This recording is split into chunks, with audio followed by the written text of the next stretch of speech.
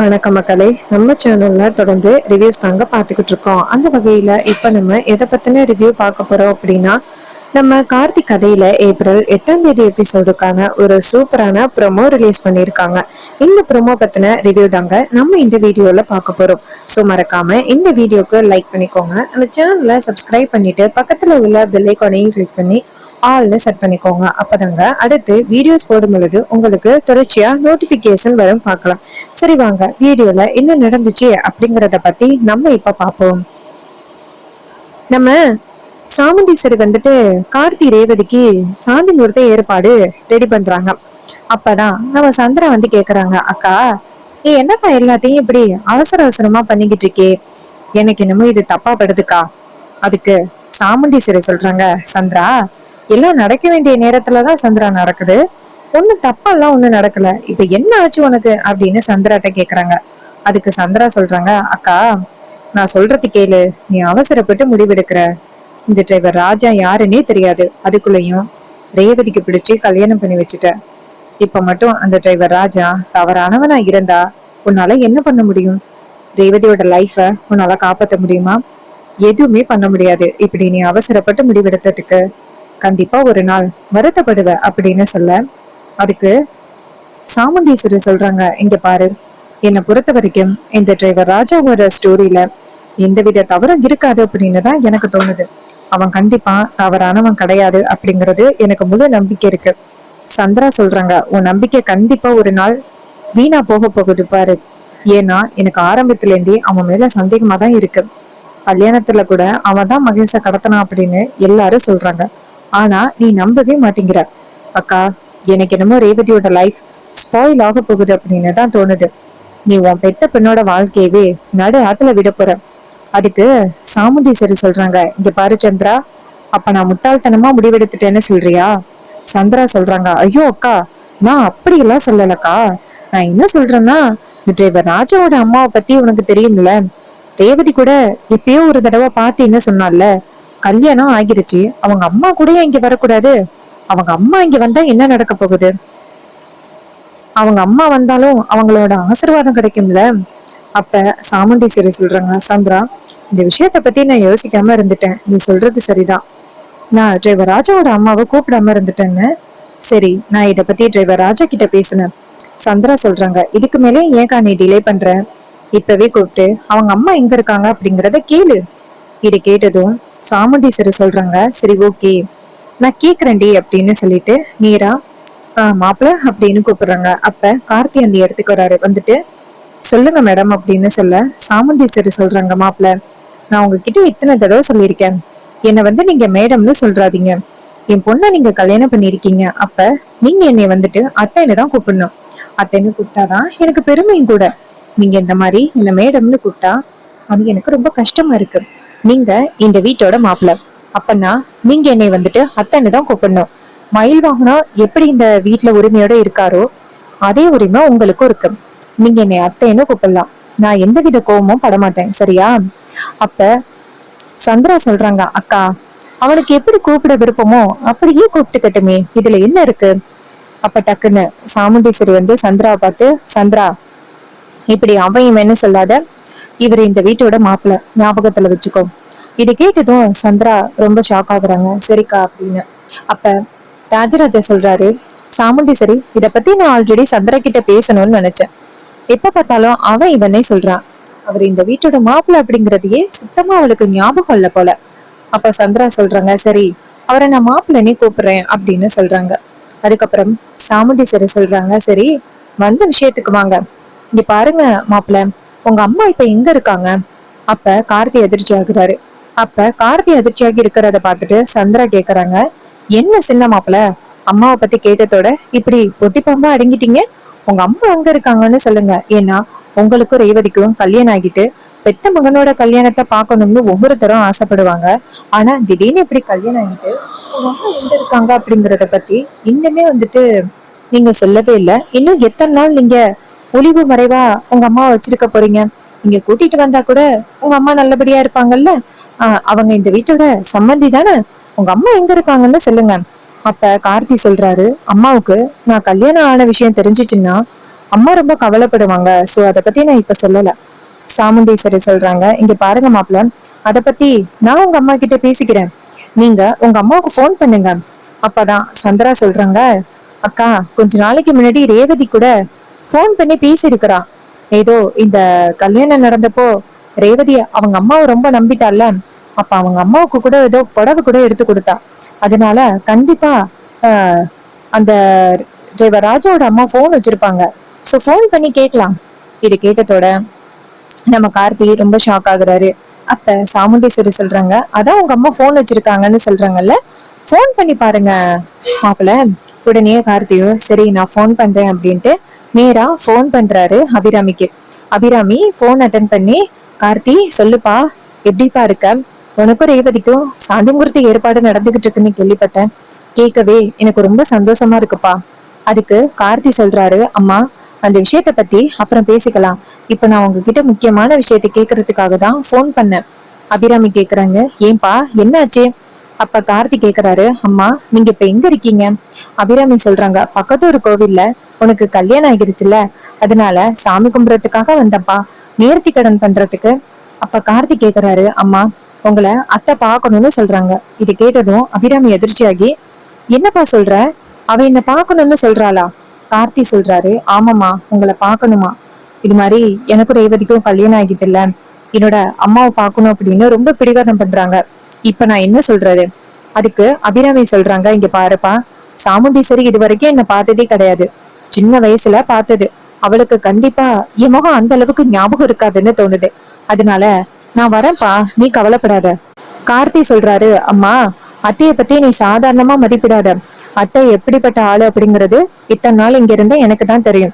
அவங்க எதா இருந்தாலும் சுலபமா கண்டுபிடிச்சிருவாங்க. நீங்க ஈஸியா நினைக்காதீங்க. அதுக்கு அபிராமி சொல்றாங்க, இங்க பாருப்பா, என்ன உன் அத்தை கண்டுபிடிக்கிறது வாய்ப்பே கிடையாது. அதனால நீ எதுக்கும் கவலைப்படாத. நான் இன்னும் கொஞ்ச நேரத்துல அங்க வரேன். அப்ப டக்குன்னு சாமுண்டீஸ்வரி அங்கேருந்து கார்த்தி பக்கத்துல வந்துட்டு, மாப்பிள்ள அம்மாவா பேசுறது? கார்த்தி சொல்றாரு, ஆமா மேடம். அப்ப டக்குன்னு நம்ம அபிராமி பேசிக்கிட்டு இருக்கும் பொழுது சாமுண்டீஸ்வரி போனை வாங்குறாங்க. போனை வாங்கி, ஹலோ, நான் தான் சாமுண்டீஸ்வரி பேசுறேன். ஜெயவர் ராஜா வேலை பார்த்தாருல, அந்த வீட்டோட ஓனர். அப்ப அபிராமி அதிர்ச்சியாகி, ஐயோ அண்ணி அப்படின்னு நினைக்கும் பொழுது நம்ம சாமுண்டீஸ்வரி கேக்குறாங்க, என்ன ஒண்ணுமே பேசாம அமைதியா இருக்கீங்க? அப்ப சாமுண்டீஸ்வரி சொல்றாங்க, நீங்க பாருங்க, ஒரு சின்ன விஷயத்தினால உங்க பையனுக்கும் என் பொண்ணுக்கும் கல்யாணம் ஆகிட்டு, அதனால ஒரு பெத்த தாய்கிட்ட கேட்காம கல்யாணம் பண்ணது தப்புதான். இருந்தாலும் வேற வழி இல்லாம தான் நான் அப்படிப்பட்ட ஒரு முடிவு எடுத்துட்டேன். என் முடிவுல எந்தவித தவறும் இல்லை அப்படிங்கிறது எனக்கு தெரியும். நான் ஏன் இப்படி சொல்றேன்னா, என் பொண்ணு ரொம்ப நல்ல பொண்ணு. நீங்க தேடி பிடிச்சாலும் என் பொண்ணு மாதிரி ஒரு பொண்ணை உங்களால கண்டுபிடிக்கவே முடியாது. என் பொண்ணை வந்துட்டு இப்ப டிரைவர் ராஜா கல்யாணம் பண்ணியிருக்காரு. அதே மாதிரி உங்க பையன் சலைச்சவர் கிடையாது. அவரும் ரொம்ப நல்லவருன்னு எனக்கு தெரியும். அதனாலதான் நான் எந்தவித யோசனையும் யோசிக்காம டக்குன்னு என் பொண்ணை வந்துட்டு உங்க பையனுக்கு கல்யாணம் பண்ணி வச்சுட்டேன். சூழ்நிலையாலதான் இப்படி நடந்துச்சு. நீங்க புரிஞ்சுப்பீங்கன்னு எனக்கு நம்பிக்கை இருக்கு. நீங்க வந்து ஆசீர்வாதம் பண்ணிட்டு போனீங்கன்னா நல்லா இருக்கும். அபிராமி சொல்றாங்க, இல்ல நான் இங்க ஒரு முக்கியமான வேலையா இருக்கேன். அப்ப சாமுண்டீஸ்வரி சொல்றாங்க, என்ன முக்கியமான வேலையா இருக்கீங்க? எங்கேயாவது வேலைக்கு போறீங்களா? இங்க பாருங்க, இனிமே நீங்க காசுக்கெல்லாம் கஷ்டப்படணும்னு அவசியமே இல்ல. உங்களை நான் பாத்துக்கிறேன். நீங்க வாங்க இங்க அப்படின்னு சொன்னதோட அபிராமி சொல்றாங்க, இல்ல மேடம் அப்படின்னு. அப்ப சாமுண்டீஸ்வரி சொல்றாங்க, நீங்க வாங்க, உங்களுக்கு என்ன உதவி வேணுமோ அதை நான் செஞ்சு தரேன் அப்படின்னு சொன்னதோட அபிராமி சொல்றாங்க, சரி நான் வரேன் அப்படின்னு சொன்னதோட நம்ம சாமுண்டீஸ்வரி கார்த்திய பார்த்து, இங்க பாருப்பா மாப்பிள்ள, உங்க அம்மா வரேன்னு சொல்லிட்டாங்க. நீங்க எதுக்கும் கவலைப்படாதீங்க. உங்க அம்மாவை சம்மதிக்க வைக்க வேண்டியது என் பொறுப்பு. கார்த்தி சொல்றாரு சரி அப்படின்னு சொல்லிட்டு போனை வாங்குறாரு. அப்ப கார்த்தி போனை கண்டுகிட்டு வெளியில போறாங்க. அப்ப அபிராமி சொல்றாங்க, என்னப்பா கார்த்தி, திடீர்னு சாமுண்டீஸ்வரி என்ன கூப்பிட்டுட்டாலே, இப்ப நான் என்னப்பா பண்றது? கார்த்தி சொல்றாரு, அம்மா ஏமா வரேன்னு சொன்னீங்க, ஏதாவது சொல்லி சமாளிக்கலாம்ல. அப்ப அபிராமி சொல்றாங்க, இங்க பாருப்பா, நான் ஏதாவது சொல்லி சமாளிச்சா கண்டிப்பா என் மேல சந்தேகம் வரும். இதனால நீ யாரு எவரு அப்படின்னு விசாரிக்க ஆரம்பிச்சிருவாங்க. அதனாலதான்ப்பா நான் வரேன்னு சொல்லிட்டேன். கார்த்தி சொல்றாரு, இதனாலதாம்மா ஆரம்பத்திலேயே நான் உங்களை எச்சரிச்சேன், இந்த மாதிரி எல்லாம் வராதிங்க, பிரச்சனை ஆகும் அப்படின்னு ஆரம்பத்துல இருந்தே நான் எச்சரிச்சேன். கொஞ்சமாவது கேட்டீங்களா? இப்ப எப்பேற்பட்ட பிரச்சனை வந்துருச்சு பாருங்க. அதுக்கு அபிராமி சொல்றாங்க, சாரிப்பா கார்த்தி, எல்லாமே என்னால தானே. அப்ப கார்த்தி சொல்றாரு, சரி இருங்க, நான் ஃபர்ஸ்ட் கேட்டுக்கிறேன் சாமுண்டீஸ்வரி அத்தைகிட்ட. இது கேட்டதோட அபிராமியும் சரிப்பா அப்படின்னு சொல்லிட்டு போனை கட் பண்றாங்க. அபிராமி பயப்படுறாங்க. ஒருவேளை நான் போன பிறகு சாமுண்டீஸ்வரி என்னை பார்த்து அடையாளம் கண்டுட்டான்னா என்ன பண்றது? சரி, இத பத்தி அம்மாட்ட கேட்டு பார்ப்போம் அப்படின்ட்டு நேரா பரமேஸ்வரிக்கு போன் பண்றாங்க. பரமேஸ்வரி போன் அட்டன் பண்ணி, சொல்லு அபிராமி, என்னாச்சு? அபிராமி சொல்றாங்க, அம்மா நான் ரொம்ப பெரிய பிரச்சனையெல்லாம் மாட்டிக்கிட்டேம்மா. பரமேஸ்வரி கேக்குறாங்க, என்ன பிரச்சனை அபிராமி அப்படி மாட்டிக்கிட்ட? அபிராமி சொல்றாங்க, அம்மா அண்ணி சாமுண்டீஸ்வரி கிட்ட மாட்டிக்கிட்டேன். அதுக்கு பரமேஸ்வரி கேக்குறாங்க, ஏமா என்னாச்சு? அபிராமி சொல்றாங்க, இது மாதிரி கார்த்திக்கு கல்யாணம் ஆகிருக்குல்ல, சாமுண்டீஸ்வரி அண்ணி கார்த்தியோட அம்மாவை பார்க்கணும் அப்படின்ட்டு பிடிவாதம் பிடிச்சிருக்கா. வேற வழி இல்லாம நானும் வரேன்னு சொல்லிட்டேன். இப்ப என்ன பண்றதுன்னு தெரியலம்மா. இது கேட்டதோட பரமேஸ்வரி சொல்றாங்க, இங்க பாரு நாச்சியா, நீ பயப்பட வேண்டிய அவசியமே இல்ல. நீ எப்படி இருப்ப அப்படிங்கறது அவளுக்கு தெரியாது. ஏன்னா 30 வருஷத்துக்கு முன்னாடியே அவ இந்த ஊரை விட்டு போயிட்டா. அதனால நீ எப்படி இருப்ப அப்படிங்கிறது அவளுக்கு தெரியாது. நீ தைரியமா போ. இது கேட்டதோட நம்ம அபிராமியும், அப்படியாம்மா, இருந்தாலும் எனக்கு கொஞ்சம் பயமா இருக்கு. அண்ணி என்ன கண்டுபிடிச்சிட்டாங்கன்னா என்ன தொலைச்சு கட்டிடுவாங்க. அப்புறம் கார்த்திகையும் வீட்டை விட்டு போற மாதிரி இருக்கும். அதுக்கு பரமேஸ்வரி சொல்றாங்க, இங்க பாரு, அப்படியெல்லாம் எதுவும் நடக்காது, நீ போயிட்டு வா. இது கேட்டதோட அபிராமியும் சரி அப்படின்னு சொல்றாங்க. இன்னொரு பக்கம் கார்த்தி நேரா சாமுண்டீஸ்வரி கிட்ட போயிட்டு, மேடம், ரொம்ப நாளா உங்ககிட்ட கேட்கணும்ட்டு இருந்தேன். இது மாதிரி ராஜ சேதுபதியோட மகனும் ஒருத்தர் இருக்காங்கல்ல, இவரு மகன், இன்னொருத்த மகள் அபிராமின்னு ஒருத்தர் இருக்காங்களே, அவங்கள நீங்க பாத்திருக்கீங்களா? அவங்க சரியான பணக்காரவங்களாங்கல்ல. ஒருவேளை இது மாதிரி எனக்கும் ரேவதிக்கும் கல்யாணம் ஆகிருச்சு அப்படின்னு தெரிஞ்சிச்சுன்னா அவங்க என்ன எதுவும் பண்ண மாட்டாங்கல்ல. அதுக்கு சாமுண்டீஸ்வரி சொல்றாங்க, இங்க பாரு, அவங்க எல்லாம் எங்க இருக்காங்க அப்படிங்கிறது கூட எனக்கு தெரியாது. அவங்க உசுரோட இருக்காங்களா அப்படிங்கிறது கூட எனக்கு தெரியாது. ஏதோ கார்த்தி வரான் அப்படின்னு தான் சொன்னாங்க. ஆனா அவன் வர மாதிரியெல்லாம் எனக்கு தெரியல. எனக்கு தெரிஞ்சு அவங்க எல்லாரும் சும்மா சொல்றாங்க அப்படின்னு தான் எனக்கு தோணுது. நீ எதை பத்தியும் கவலைப்படாத, அவங்களால வந்து ஒண்ணும் பண்ண முடியாது. இது கேட்டதோட கார்த்தியும், அப்ப அத்தைக்கு வந்துட்டு அம்மா எப்படி இருப்பாங்கன்னு தெரியாது, இது நமக்கு கிடைச்ச சரியான வாய்ப்பு அப்படின்ட்டு நேரா அவங்க அம்மாவுக்கு போன் பண்றாங்க. அபிராமி கேக்குறாங்க, சொல்லுப்பா கார்த்தி, என்னாச்சு? கார்த்தி சொல்றாரு, அம்மா அத்தைக்கு நீங்க எப்படி இருப்பீங்க அப்படிங்கிறது தெரியாது, அதனால பிரச்சனையே இல்ல. நீங்க ஸ்ட்ரைட்டா கிளம்பி இங்க வாங்க, என்ன நடந்தாலும் பாத்துக்கலாம் அப்படின்னு சொன்னதோட அபிராமியும், சரிப்பா, நான் பயந்துகிட்டே இருந்தேன். ஒருவேளை என் அன்னைக்கு மட்டும் நான் எப்படி இருப்பேன் அப்படிங்கறது தெரிஞ்சிச்சு, அவ்வளவுதான், என்ன ஒரு வழி பண்ணிருவாங்க. இது கேட்டதும் கார்த்தி சொல்றாரு, சரி வாங்கம்மா அப்படின்னு சொல்லிட்டு போனை கட் பண்ணதோட நம்ம அபிராமி வந்துட்டு ஆட்டோ பிடிச்சு நேரா சாமுண்டீஸ்வரி வீட்டுக்கு வராங்க. சாமுண்டீஸ்வரி வீட்டுக்கு வந்துட்டு நிக்கிறாங்க. அப்படின்னு பார்த்து கார்த்தி நேரா சாமுண்டீஸ்வரி கிட்ட போயிட்டு, மேடம் அம்மா வந்துட்டாங்க அப்படின்னு சொன்னதோட சாமுண்டீஸ்வரியும் சரிய கூட்டிட்டு வா அப்படின்னு சொன்னதோட நம்ம கார்த்தி நேரா சாமுண்டீஸ்வரி அபிராமியை கூட்டிக்கிட்டு வீட்டுக்குள்ள வராரு. அபிராமியை கூட்டிக்கிட்டு வீட்டுக்குள்ள வரும் பொழுது சாமுண்டீஸ்வரியோட முகமே மாறுது. அப்ப அபிராமி இங்க இருந்து உள்ளார வந்துட்டு வணக்கம் சொல்றாங்க. சாமுண்டீஸ்வரி நேரா அபிராமி கிட்ட, உங்களை எங்கேயோ பார்த்த மாதிரி இருக்கே அப்படின்னு சொல்ல அபிராமிக்கு தூக்கி வாரி போடுது. அபிராமி சொல்றாங்க, இன்னையெல்லாம் நீங்க எங்கேயும் பார்த்திருக்கிறதுக்கு வாய்ப்பே இல்லை. அதுக்கு சாமுண்டீஸ்வரி சொல்றாங்க, இல்ல, எனக்கு உங்களை எங்கேயோ கோவில்லயோ எங்கேயோ பார்த்த மாதிரி இருக்கு, அதனாலதான் நான் சொன்னேன்.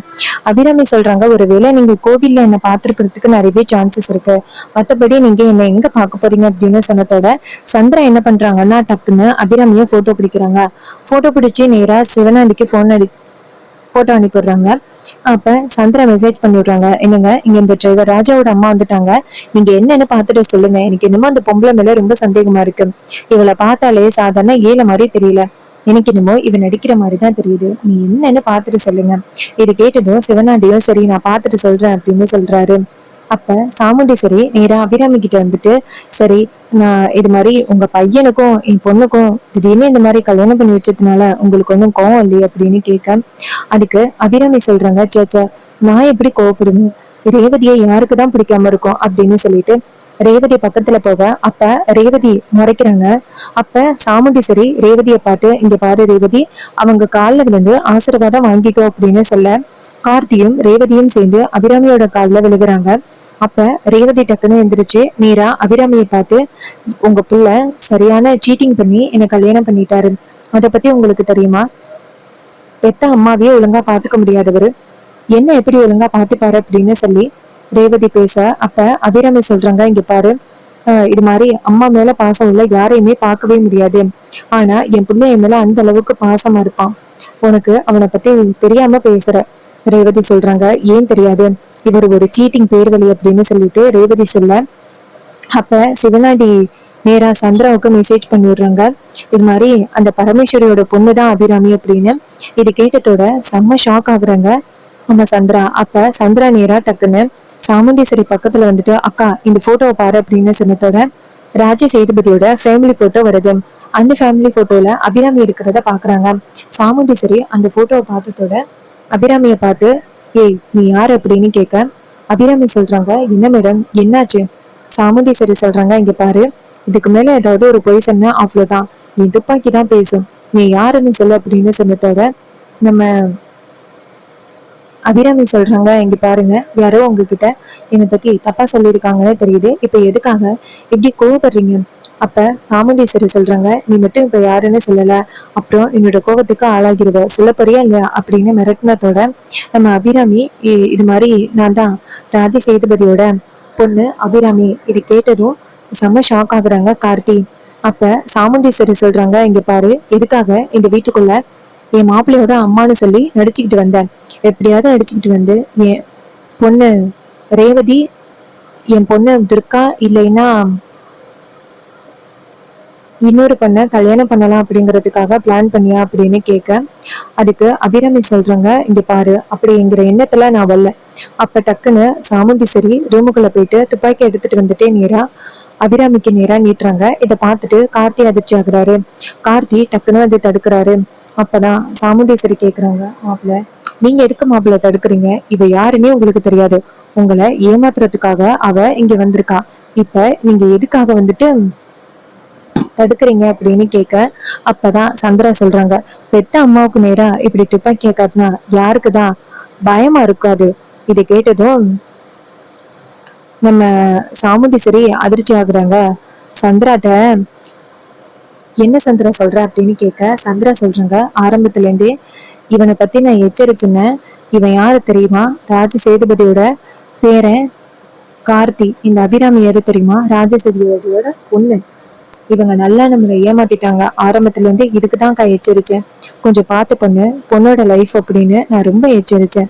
ஆனா நீ கொஞ்சமாவது கேட்டியா? கடைசியில ரேவதியோட லைஃப் இப்படி ஆகிருச்சு, ஏங்கா இப்படி பண்ண அப்படின்னு சொன்னதோட சாமுண்டீஸ்வரி ரொம்ப அதிர்ச்சி ஆகுறாங்க.